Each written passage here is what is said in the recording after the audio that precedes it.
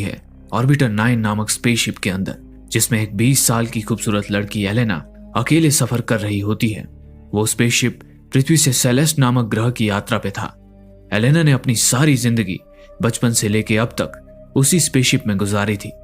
Over population, global warming और air pollution के कारण वैज्ञानिक एक नए ग्रह की तलाश में थे, जहां पर इंसान पृथ्वी को छोड़कर वहां जाकर बस सके। इसलिए वैज्ञानिकों ने एलेना को एक नए ग्रह सेलेस्ट की जांच के मिशन पे भेजा था। 20 साल का सफर तय करके एलेना अभी आधे रास्ते पे ही पहुंची थी। उसे सेलेस्ट ग्रह पहुंचने में अभी 20 साल का समय और था। शुरुआत में नवजात एलेना को उसके माता पिता द्वारा स्पेसशिप में लाया गया था और उन्होंने उसकी परवरिश स्पेसशिप में ही की थी। लेकिन 3 साल पहले स्पेसशिप में खराबी आने के कारण स्पेसशिप में ऑक्सीजन की मात्रा काफी कम रह गई थी। अब अगर वो तीनों स्पेसशिप में रहते तो ऑक्सीजन सिर्फ साल भर ही चल पाती। इसलिए एलेना के माता पिता ने उसे फाइनल गुड बाय कहे बिना ही चुपचाप स्पेसशिप से अंतरिक्ष में कूदकर अपनी जान दे दी, ताकि एलेना जिंदा रह सके। और अब अकेले एलेना के स्पेसशिप में रहने से ऑक्सीजन लगभग 3 से 4 साल तक चल जाएगी। और इन 3-4 साल के दौरान स्पेस में जगह जगह बने स्पेस स्टेशन से कोई इंजीनियर उसके स्पेसशिप तक मदद के लिए पहुंच जाएगा। और इस तरह एलेना ने पिछले 3 साल बिल्कुल अकेले उस स्पेसशिप में बिताए थे। फिर एक दिन स्पेसशिप में ऑक्सीजन लेवल घटते घटते सिर्फ 1% रह जाता है। स्पेसशिप के आर्टिफिशियल इंटेलिजेंस से एलेना को पता चलता है कि अगले 17 घंटे में एक इंजीनियर उसकी मदद के लिए पहुंच जाएगा।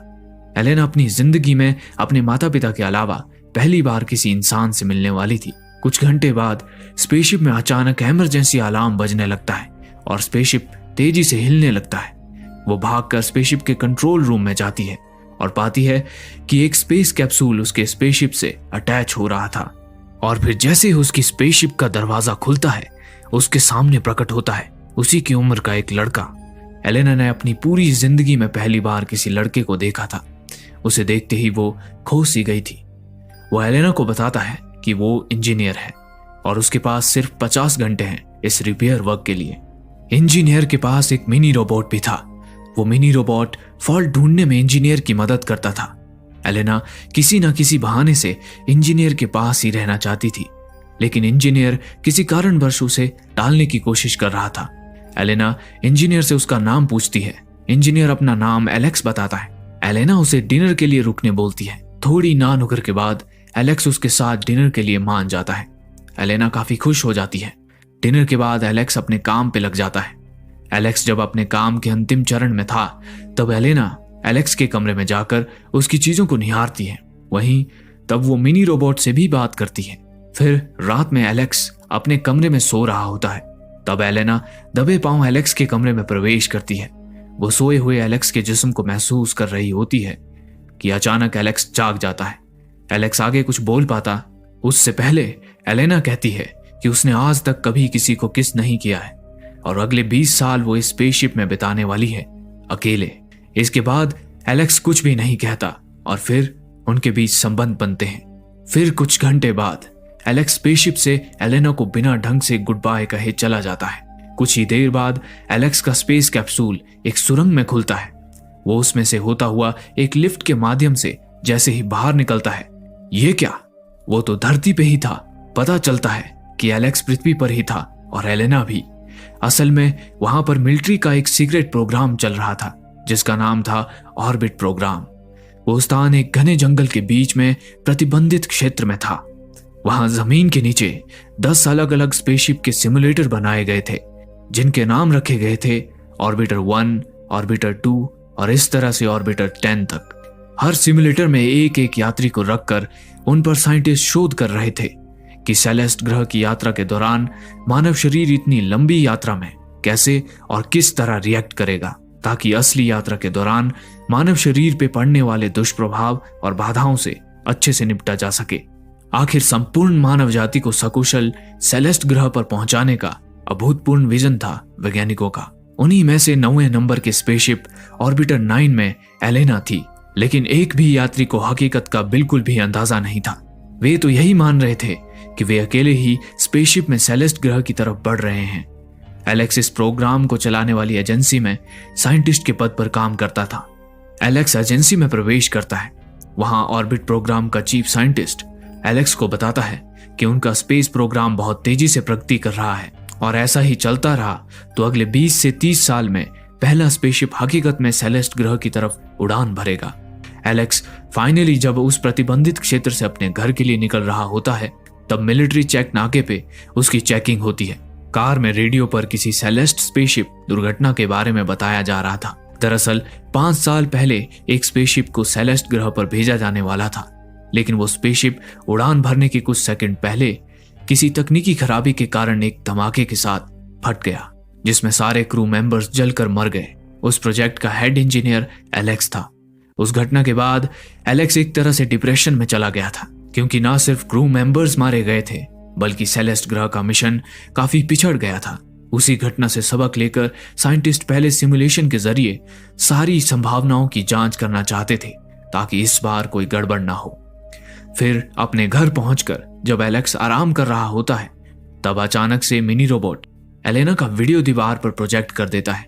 उस वीडियो में एलेना की वही प्यारी बातें होती हैं जो वो मिनी रोबोट से कह रही थी।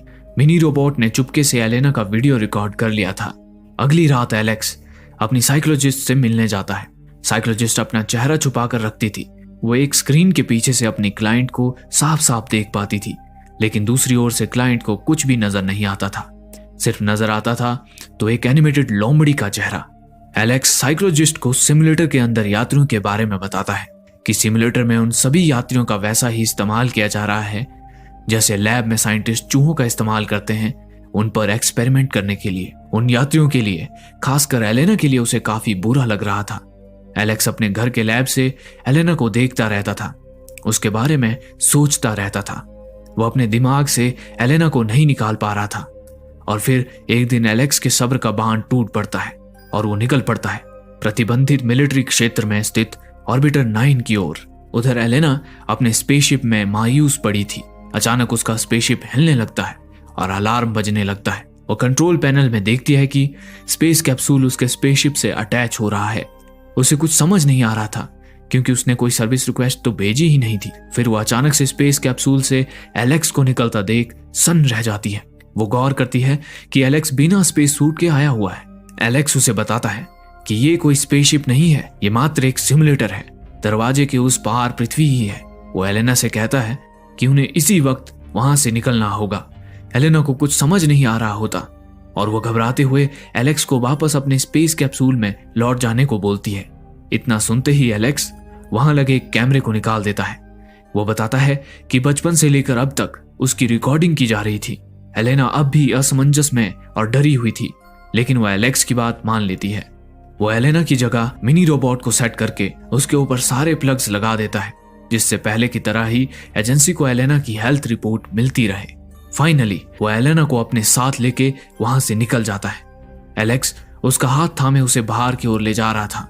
एलेना काफी घबराई हुई थी। बाहर निकलते ही एलेना को अचानक बहुत ज्यादा तेज रोशनी का एहसास होता है। उसके दिल की धड़कन काफी तेज हो गई थी। वो अपनी पूरी जिंदगी में कभी सूरज की रोशनी में नहीं आई थी। एलेक्स उसे अपने ट्रक के पीछे रखे एक बड़े बॉक्स में छुपा देता है और फिर उस बॉक्स को अपने स्पेस सूट से ढक देता है। मिलिट्री चेक नाके पे पहुंचने पर एक फौजी रेडिएशन डिटेक्टर से उसके ट्रक को स्कैन करने लगता है। वो जैसे ही ट्रक के पिछले हिस्से की तरफ बढ़ता है, डिटेक्टर के बीप की आवाज तेज हो जाती है। एलेक्स की जान सूख के उसके कंठ में आ गई थी। वो ट्रक भगाने की तैयारी में ही था कि तभी वो फौजी बताता है कि एलेक्स ने अपना स्पेस सूट बाहर ही छोड़ रखा है, इसलिए स्कैनर रेडिएशन पकड़ रहा है। फिर वो ट्रक का बॉक्स बिना चेक किए ही ट्रक को आगे जाने का सिग्नल दे देता है और एलेक्स तुरंत ही वहां से निकल लेता है। फिर वो एलेना को एक टीले पे ले जाकर बाहर निकालता है। वो एलेना को पूरे सिमुलेटर प्रोग्राम के बारे में बताता है। ये प्रोग्राम एलेना के जन्म से पहले से चल रहा है। वो ये भी बताता है कि ऑक्सीजन सप्लाई का फॉल्ट तो महज एक बहाना था। दरअसल वो तो स्पेसशिप में आर्टिफिशियल इंटेलिजेंस की तकनीकी जांच के लिए आया था। सब कुछ जानने के बाद एलेना अपने माँ बाप से मिलने की इच्छा जाहिर करती है। एलेक्स कहता है कि किसी को भी पता नहीं चलना चाहिए कि वो वहां से बाहर निकल आई है, खासकर उसके माँ बाप को जो मिलिट्री साइंटिस्ट हैं। उन्होंने अपनी आधी से ज्यादा जिंदगी इस प्रोजेक्ट को समर्पित कर दी है। उन लोगों में अपना परिवार ढूंढने की गलती वो हरगिज ना करें। सिवाय निराशा के उसे कुछ भी हासिल नहीं होगा। फिर एलेक्स उसे अपने घर ले जाता है। वहां एलेना बहुत सी सामान्य दिखने वाली चीजों को अपनी जिंदगी में पहली बार देख रही होती है। वो बारिश क्या होती है उसे पहली बार महसूस करती है। अगले दिन एलेक्स एलेना को अपने घर में छोड़ काम पे चला जाता है। काम के बाद वो अपनी साइकोलॉजिस्ट को जाकर सच बताता है कि वो एलेना को अपने साथ बाहर निकाल लाया है। जब एलेक्स वहां से निकल रहा होता है तो साइकोलॉजिस्ट एलेक्स के सामने आ जाती है। वो उसे अपना पर्सनल फोन नंबर देती है ताकि अगर उसे कभी किसी मदद की जरूरत पड़े तो वो उसे कांटेक्ट कर सके। एलेक्स एलेना को अपने घर में बने लैब से दूसरे सिमुलेटर्स के लाइव वीडियोस दिखाता है। वो बताता है कि सिमुलेटर में कैमरे बेडरूम और बाथरूम में नहीं लगे हैं, सिर्फ कॉरिडोर और एंट्रेंस पे लगे हैं। एलेना पूछती है कि अगर एजेंसी ये देखेगी कि एलेना स्पेसशिप पर नहीं है, फिर एलेक्स बताता है कि वो उसका वीडियो वहीं घर से शूट करके उसे स्पेसशिप के वीडियो फीड के साथ मिक्स कर देगा। एलेक्स आगे उसे ये भी बताता है कि सिमुलेटर का दरवाजा किसी भी यात्री के लिए तभी खुलता है जब उसकी मौत हो जाती है। एक बार जो यात्री सिमुलेटर के अंदर गया उसकी यात्रा को किसी न किसी बहाने से बढ़ाते रहते हैं जब तक कि वो नेचुरली मर न जाए, यानी सिमुलेटर से मुक्ति मौत के बाद ही संभव है। ये ऑर्बिट प्रोग्राम ऐसे ही डिजाइन किया गया था। फिर एक दिन एलेना एलेक्स को अपनी पीठ पे उभरते दाग दिखाती है। एलेक्स उसे अपने एक डॉक्टर के पास ले जाता है। डॉक्टर उसे बताता है कि एलेना की स्किन बहुत ही ज्यादा कोमल है और सूरज की किरणें उसकी स्किन को डैमेज कर रही हैं। डॉक्टर के जोर देकर पूछने पर एलेक्स उसे एलेना का सच बता देता है। डॉक्टर उसे संभल कर रहने की हिदायत देता है।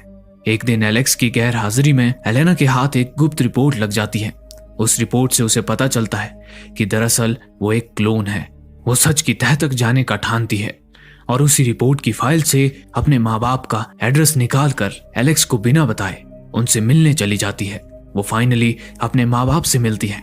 वे लोग उसे बताते हैं कि हाँ, एलेना एक क्लोन है, लेकिन वो किसी भी मामले में प्राकृतिक रूप से जन्मे इंसान से कम नहीं है, बल्कि कई मामलों में तो वो उनसे बेहतर है। इस बीच एलेना का पिता हथकड़ी लाकर एलेना को वहीं रेलिंग से बांध देता है। उसके बाद वो एजेंसी को फोन करने जा ही रहा होता है कि तभी पीछे से एलेना की माँ उसके सिर पे वार करके उसे बेहोश कर देती है। उधर घर पहुंचने पर एलेक्स एलेना को गायब पाता है और कमरे में बिखरी पड़ी रिपोर्ट को देख वो समझ आता है कि एलेना अपने माँ बाप से मिलने गई है। उधर एलेना को आजाद कर उसकी माँ उसे भागने के लिए कहती है। वो उसे बताती है कि होश में आते ही उसके पिता एजेंसी को एलेना के बारे में जरूर बता देंगे। अपनी माँ से विदा लेकर एलेना वहां से भाग जाती है। होश में आते ही एलेना के पिता एजेंसी को उसके भागने की इंफॉर्मेशन पहुंचा देता है। उधर एलेना एलेक्स के घर वापस पहुंच जाती है। फिर वे दोनों घर से भाग जाते हैं। उधर चीफ साइंटिस्ट कमांडो दोस्त के साथ एलेक्स के घर की ओर निकल पड़ता है। एलेक्स और एलेना साइकोलॉजिस्ट से मदद मांगने उसके ऑफिस पहुंच जाते हैं। उन्हें ट्रैक करता चीफ साइंटिस्ट भी वहां आ धमकता है। साइकोलॉजिस्ट उन दोनों को छिपाने की कोशिश करती है, लेकिन असफल रहती है और एक कमांडो के हाथों मारी जाती है। एलेक्स और एलेना अपनी जान बचा के वहां से भागते हैं। कमांडोज और चीफ साइंटिस्ट भी उनके पीछे भागते हैं। अंततः एक जगह जाकर वे दोनों फंस जाते हैं। अब उनके पास वहां से दूसरी छत में कूदने के अलावा कोई और चारा न था। एलेना एलेक्स को पहले कूदने बोलती है। एलेक्स कूद जाता है। फिर वो एलेना को भी कूदने बोलता है, लेकिन एलेना नहीं कूदती।